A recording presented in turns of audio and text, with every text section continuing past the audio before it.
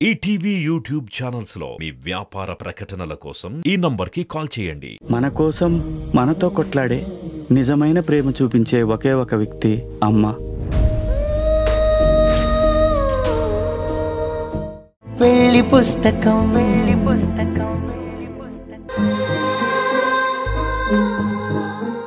ఆశా, ఏంటమ్మా ఇవన్నీ? అన్నీ మనకి పనికొచ్చే సామాన్లే అత్తయ్య. ఉండండి, లోపల పెట్టొస్తాను. ఆశా, ఏంటండి అలా చూస్తున్నారు? ఏంటి ఆశా, సడన్ గా ఈ సామాన్లతో వచ్చా? ఏమైంది?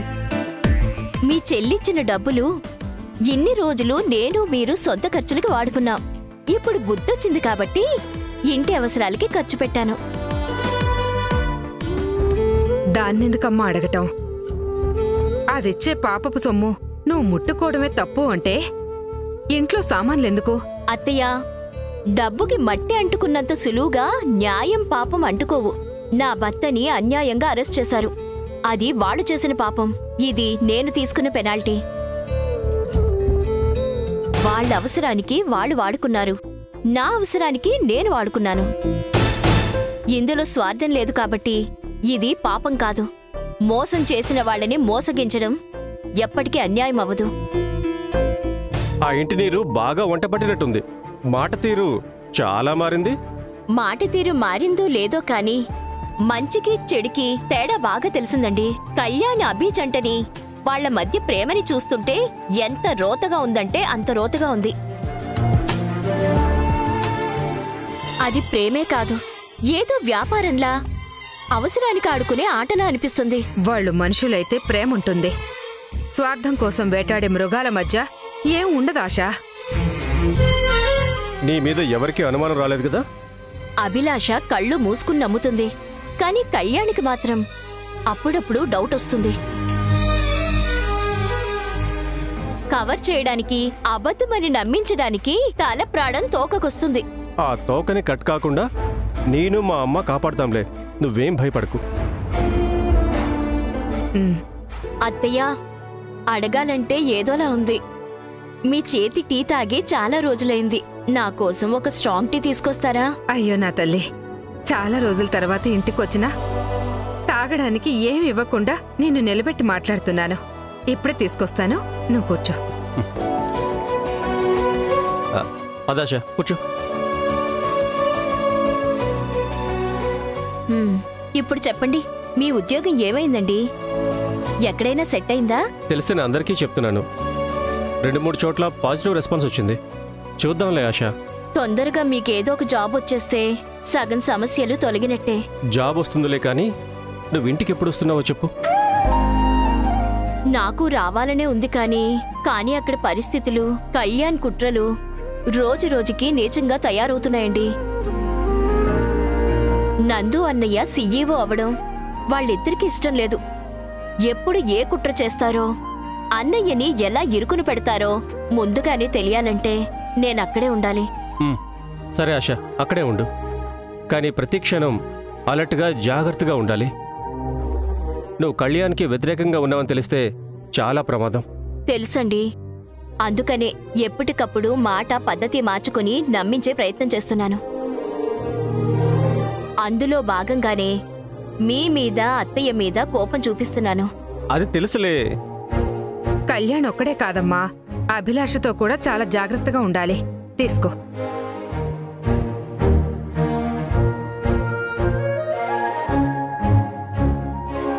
నచ్చిన పని జరగటం కోసం ఎంతకైనా తెగిస్తుంది. నిలువెల్లా విషం నింపుకుని ఎంత నీచానికైనా దిగజారుతుంది. అన్నీ తెలిసే అక్కడుంటున్నానత్తయ్య. నా కోసం మీరేమీ దిగులు పడకండి. నందు నిన్నక్కడ ఎక్కువ రోజులు ఉండకూడదని చెప్పమన్నాడమ్మా. కళ్యాణ్ వల్ల ఏ ప్రాబ్లం వచ్చినా నేను చూసుకుంటాను, నా కోసం ఆశా సమస్యలు చిక్కుకోవటం ఎందుకు అని చెప్పాడు. సమస్యలు ఏమీ లేవు. అన్నయ్య మనకి చేసిన సాయానికి రుణం తీర్చుకుంటున్నాను అని చెప్పండి అత్తయ్య. సరే అత్తయ్య, ఆలస్యమవుతుంది, నేనిక బయలుదేరతాను. ఇంతకీ ఏం చెప్పొచ్చావమ్మా? చీరలు కొనుక్కోవడానికి షాపింగ్ వెళ్ళాలి అంటే కార్డు ఇచ్చి పంపించింది. ఆ కార్డు గీకాకే ఈ సామాన్లు తెచ్చాను. సరేనమ్మా, జాగ్రత్తగా వెళ్ళు. ఆశా, ఎప్పుడు ఏ అవసరం వచ్చినా, ఏ ప్రాబ్లం వచ్చినా కాల్ చేయి. నాకేదో అవుతుందని నువ్వు మాత్రం సైలెంట్గా ఉండొద్దు. సరేనండి, వెళ్ళొస్తాను అత్తయ్య.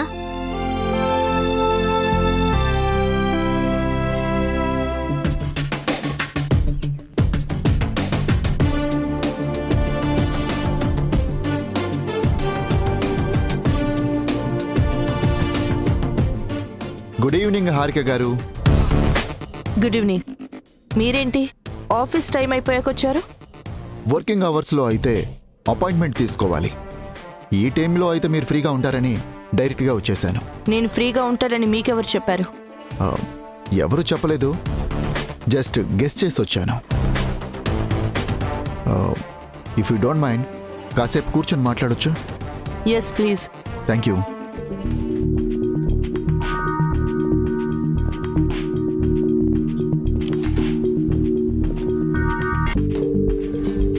Once again thank you so much. ఎందుకు వచ్చారో తొందరగా చెప్పండి, నాకు టైం లేదు. మిమ్మల్ని ఫస్ట్ టైం మీట్ అయ్యి వెళ్ళాక మీ గురించి, మీ కంపెనీ గురించి మొత్తం తెలుసుకున్నాను. With in a short span మీరు ఎదిగిన విధానం, కంపెనీలని ఆర్గనైజ్ చేసిన పద్ధతి టూ ఇంప్రెసివ్. చిన్న వయసులోనే ఇంత ఎంటర్ప్రీనర్షిప్ నిజంగా ఇంప్రెసివ్. అపాయింట్మెంట్ లేకుండా వచ్చింది ఇలా భజన చేయడానికా? భజన కాదు హారిక గారు, జస్ట్ ఫ్యాక్ట్స్ చెప్తున్నాను. నేను చెప్పిన మాటల్లో ఒక్కటైనా అబద్ధం ఉందా? నిజమో అబద్ధమో మీ మాటలు చాలా ఇబ్బందిగా ఉన్నాయి. టైం వేస్ట్ అనిపిస్తోంది. This is what I'm talking about. ప్రపంచాన్ని ఏలాలి అనుకునే వాళ్ళు పొగడ్తలకి దూరంగా ఉంటారు. మిమ్మల్ని చూస్తుంటే అది నిజమనిపిస్తుంది. ఇంత గొప్ప క్వాలిటీస్ ఉన్న మిమ్మల్ని నేను ఆదర్శంగా తీసుకోవాలనుకుంటున్నాను. నువ్వెన్ని బిస్కెట్లు వేసినా గుడ్డిగా నమ్మి నీ వెనక తిరగడానికి నేనేం పాత నిహారికని కాదు కళ్యాణ్. అన్నీ తెలిసి నీ మీద పగ సాధించడానికి వచ్చిన హారికని. ఏమంటారు హారిక గారు? మీ ఫాలోవర్గా నాకు పర్మిషన్ ఇస్తారా? మీ టాలెంట్ని, నాలెడ్జ్ని దగ్గర నుండి చూసి నేర్చుకునే అవకాశం నాకు ఇస్తారా? మీ మాటలు చూస్తుంటే ఒక కంపెనీ చైర్మన్లా అనిపించడం లేదు. కొత్తగా వచ్చిన ఎంప్లాయీ పొగడ్తలతో బాస్ని ఇంప్రెస్ చేసి అతని సీటుకే ఎసరు పెట్టే చీప్ పర్సన్లా అనిపిస్తున్నారు. ఏంటి హారిక గారు అంత మాట అనేశారు? నేనింతే, ఇలానే మాట్లాడతాను. నాకు తేనె పూసిన కత్తి మాటలు తెలియవు. మైండ్లో ఉన్నది డైరెక్ట్గా చెప్పడం నా అలవాటు. మీ అలవాట్ల వల్ల నాలాంటి సెన్సిటివ్ పర్సన్ హట్ అవుతారు కదా మేడం. ఏంటి మీరు సెన్సిటివా? ఏ యాంగిల్లోనూ నాకు అలా అనిపించడం లేదే. నా గురించి మీకు పూర్తిగా తెలియక ఇలా మాట్లాడుతున్నారు. లేదంటే నేను చెప్పే ప్రతి మాటకి నవ్వుతూ ఎస్ అనేవారు. అలా అనకూడదు, ఆ స్టేజ్కి రాకూడదు అని చాలా స్ట్రాంగ్గా ఫిక్స్ అయ్యాను. నాకు బిజినెస్ కొత్త కాదు, మీలాంటి పర్సన్స్ కూడా కొత్త కాదు. దీంతో మాట్లాడడం, మాటలతో ఇంప్రెస్ చేయడం చాలా కష్టంగా ఉంది. ఇది మామూలు కంచు కాదు, మహా కంచు. హారిక గారు, మీరెప్పుడు ఇలా సీరియస్గా ఉంటారా? కొంచెం కూడా నవ్వుతూ ఉండరా? సి మిస్టర్ కళ్యాణ్, మీరు ఎందుకు వచ్చారో ఏం మాట్లాడుతున్నారో తెలియడం లేదు. కానీ నా టైం వేస్ట్ అవుతుందని చాలా క్లియర్గా అర్థమవుతుంది. Shall we go? Wait wait wait wait కూర్చోండి. చూడండి హారిక గారు, మిమ్మల్ని మాటలతో పొగడ్తలతో ఇంప్రెస్ చేయాలనుకోవడం నా ఇంటెన్షన్ కాదు. ప్రతి మనిషి నిత్య విద్యార్థి అన్న సూత్రాన్ని నేను చాలా గట్టిగా నమ్ముతాను. అందుకే మీ దగ్గర కొత్త కొత్త బిజినెస్ ట్రిక్స్, టాకింగ్ పవర్ నేర్చుకోవాలని వచ్చాను. మీరు పర్మిషన్ ఇస్తే ఈరోజు డిన్నర్కి మిమ్మల్ని ఇన్వైట్ చేయాలనుకుంటున్నాను. ఫారెన్ నుండి వచ్చిన మీకు అసలైన దేశీ ఫుడ్ని టేస్ట్ చేయిస్తాను. Please accept my invitation. Please. Yes Anu Harika, yes Anu. నాతో వస్తానని చెప్పు. ఏమంటారు హారిక గారు? నేను యుఎస్ నుండి వచ్చాను, కానీ ఎప్పుడు ఇండియన్ ఫుడ్ మిస్ అవ్వలేదు. నేను ముఖస్థుతి చూసి భజనలు విని మనుషుల్ని నమ్మను అని మన ఫస్ట్ మీటింగ్లోనే చెప్పాను. మీకు అర్థం కాలేదనుకుంటా. మీ ఇన్విటేషన్ని ఓకే చేయాలన్నా, మీతో కలిసి బయటికి రావాలన్నా ముందు నాకు మీ కంపెనీ ప్రొఫైల్, ప్రాజెక్ట్ డీటెయిల్స్ అన్నీ నచ్చాలి. నేను ఆల్రెడీ ఆ డీటెయిల్స్ ఇచ్చాను కదా, చూడలేదా మీరు? ఫ్రీ టైం దొరికితేనే కదా చెక్ చేసేది. ఈరోజు అర్లీగా ఇంటికి వెళ్ళి మీ ఫైల్ చూడాలి అనుకున్నాను, but you wasted my time. Me company history, me clients information అన్నీ చెక్ చేసి అంత పర్ఫెక్ట్గా ఉందని నేను ఫీల్ అయితే అప్పుడు మీ సబ్ కాంట్రాక్ట్కి, ఆ తర్వాత మీ డిన్నర్ ట్రీట్కి ఓకే అంటాను. ఎంటైర్ ప్రొఫైల్లో ఏదైనా లూప్ హోల్ కనిపిస్తే మీతో డీలింగ్స్ కాదు కదా, మిమ్మల్ని మళ్ళీ నా ఆఫీస్లో కూడా అడుగు పెట్టనివ్వను. ఏం మాట్లాడినా ఇలా రిసీవ్ చేసుకుంటుందేంటి? చాలా డేంజరస్ లేడీలా ఉంది. అంతేనా? ఇంకా మాట్లాడాల్సింది, చెప్పాల్సింది ఏమైనా ఉందా? ఇంత క్రిస్టల్ క్లియర్గా మొత్తం ఎక్స్ప్లెయిన్ చేసిన తర్వాత ఇక మాట్లాడడానికి ఏముంటుంది? Hope for the best. నా ప్రొఫైల్ మీరు బాగా చెక్ చేసి ఒక డెసిషన్ తీసుకోండి.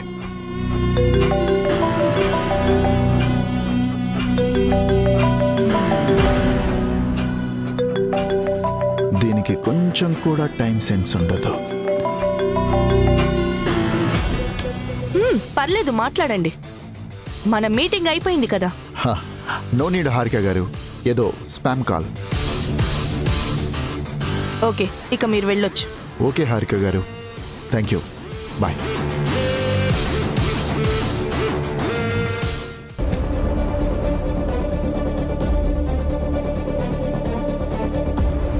నీ చీప్ మెంటాలిటీ తెలుసు కాబట్టే నిన్ను ఎక్కడుంచాలో అక్కడే ఉంచుతున్నాను.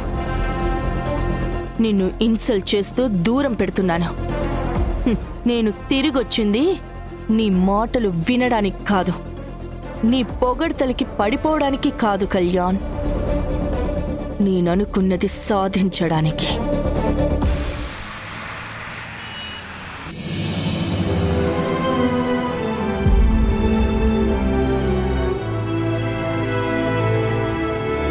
నందు గారు,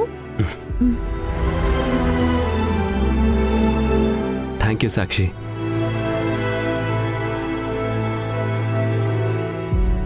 సిద్ధు ఏం చేస్తున్నాడు? టెడ్డీతో ఏవో సీక్రెట్ మీటింగ్ లో ఉన్నాడు. వాళ్ళు ఎన్ని మీటింగ్స్ పెట్టుకున్నా మన యాక్టింగ్తో ప్లాన్ మొత్తాన్ని ఫెయిల్ చేసేస్తాం కదా.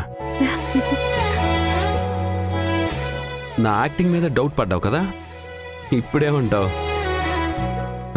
నా కోపం, తిట్లు చూసి షేక్ అయిపోతున్నావా? షేక్ అవ్వడం ఎందుకు? రివర్స్ లో నేను కూడా మీకు కౌంటర్స్ వేస్తున్నాను కదా, అవి మీకు వినిపించడం లేదా? వినిపించడం కాదు, చెవిలో డిటిఎస్ రేంజ్లో మారు మోగిపోతున్నాయి.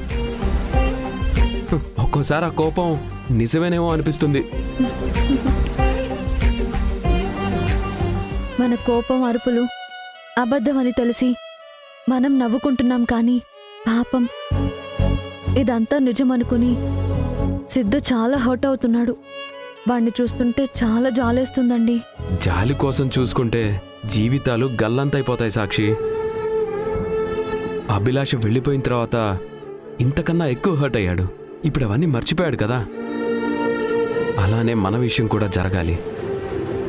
మనిద్దరికీ పెళ్లి చేయాలన్న ఆలోచన సిద్ధు బాధ, కోపంలోనే మాయమైపోవాలి. అదే కదా మన ప్లాన్. ప్లాన్ కాదు పాపం సార్.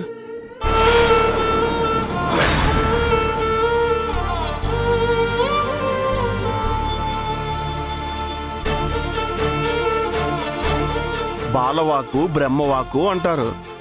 ఆ దేవుడే సిద్ధు మైండ్లో ఇలాంటి ఆలోచనలు పుట్టించుంటాడు సార్. అది అర్థం చేసుకోకుండా ఆదిలోనే అంతం చేస్తానంటారేంటి సార్? మొత్తం వినేసావా మనోహర్?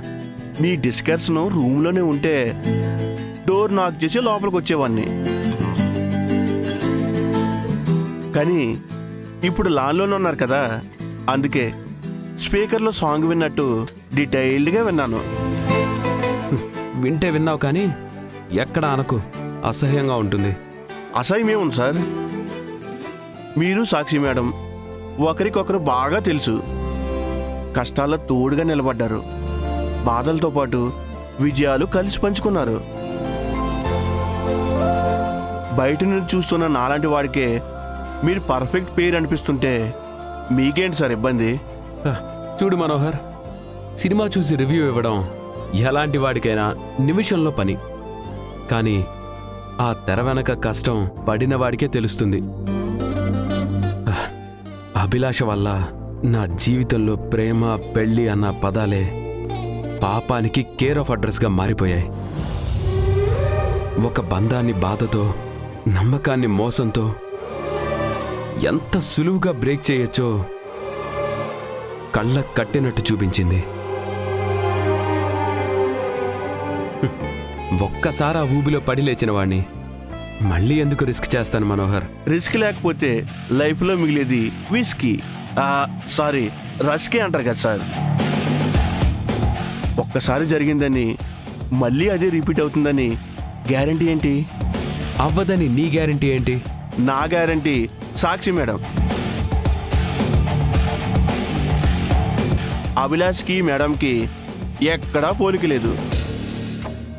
ఆవిడ బుద్ధికి మేడం బుద్ధికి, నక్కకి నాగలోకానికి ఉన్నంత తేడా ఉంది.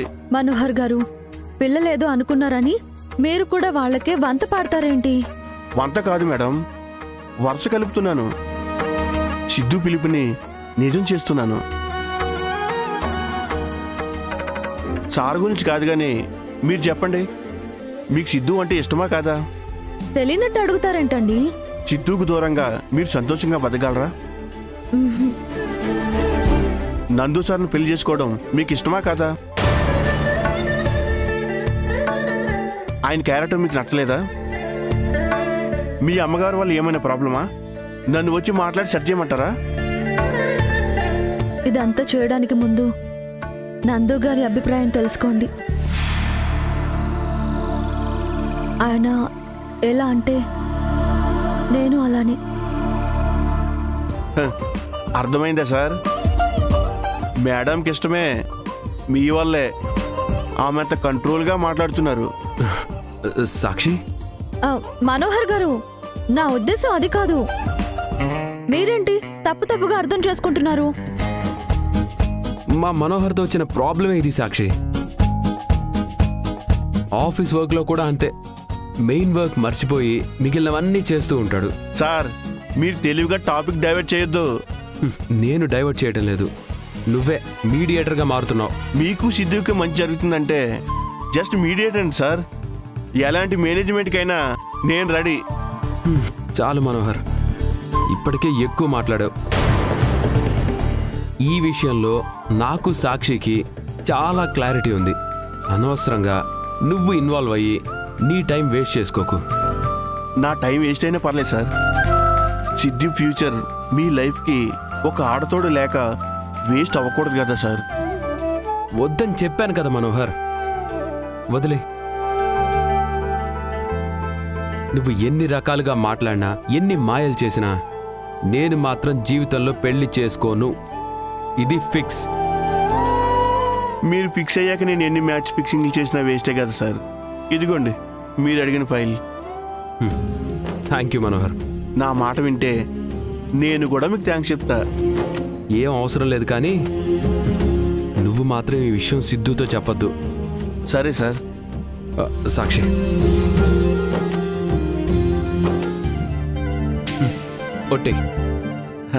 ఒట్టేంటి సార్, చిన్నపిల్లలాగా? చెప్పింది చెయ్యి. సరే సార్, ఒట్టు. ఎవ్వరికి చెప్పను, కానీ మీ ఇద్దరు పెళ్లి జరగాలని కోరుకునే వాళ్ళ లిస్టులో నేను కూడా ఉంటాను. Bye sir. Bye madam.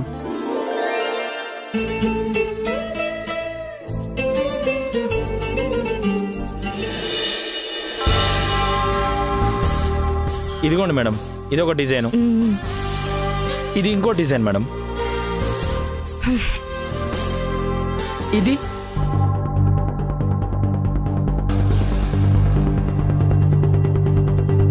ఇది రీసెంట్గా మంత్రి గారు అమ్మాయి పెళ్లికి డిజైన్ చేసింది మేడం. డిజైన్కి చాలా మంచి కాంప్లిమెంట్స్ వచ్చాయి.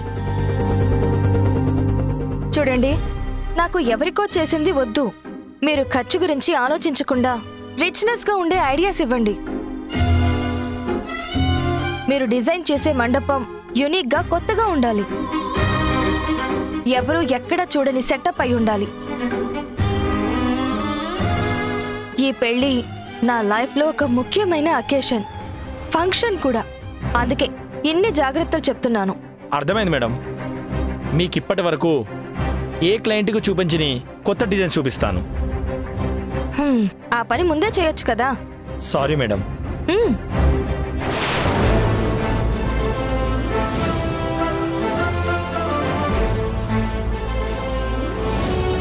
ఎస్, ఇది బాగుంది. ఇది madam, this is so nice. మీరు ఒక పని చేయండి, నాకు నచ్చినవి నోట్ చేసుకుని వాటిని నాకు మెయిల్ చేయండి. నేను కళ్యాణ్ సార్కి చూపించి ఒకటి ఫైనల్ చేస్తాను. Sure madam. పెళ్లిని ఎలా పెటాకులు చెయ్యాలని నేను చూస్తుంటే మండపాల కోసం నువ్వు వెతుకుతున్నావా? నీ అత్యాశకి హద్దు లేకుండా పోతుంది అభిలాష. నిన్ను ఆపే శక్తి ఎక్కడుందో.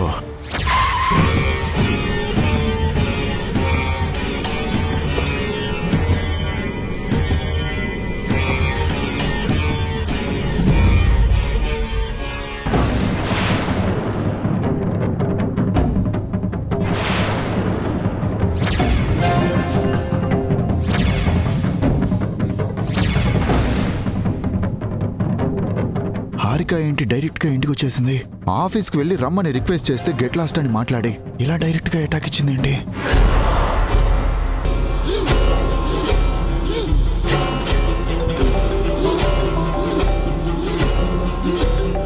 హారికని ఇంట్లో ఉన్న ఈ పిచ్చి చూసిందంటే రచ్చ రచ్చ చేస్తుంది. ఎట్టి పరిస్థితుల్లోనూ హారికని అభి చూడకుండా మాట్లాడి పంపించేయాలి.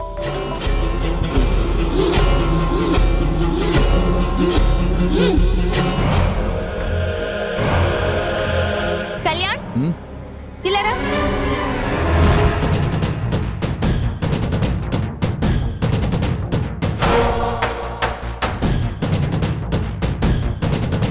ఏమైంది?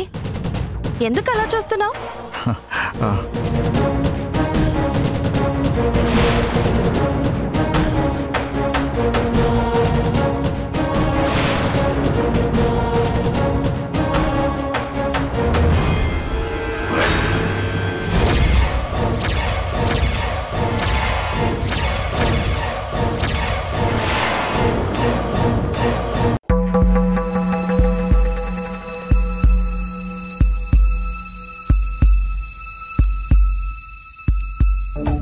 హారిక, నువ్వు టెడ్డీకి కన్న తల్లివని తనకేమైనా అనుమానం వచ్చిందా? లేదక్క, రాకుండా కష్టపడి కవర్ చేశాను. ఎంత కవర్ చేసినా వాళ్ళింట్లో నిజం తెలిసిందనుకుంటా. అదిగో మీ డాడీ వస్తున్నారు. డాడీయా?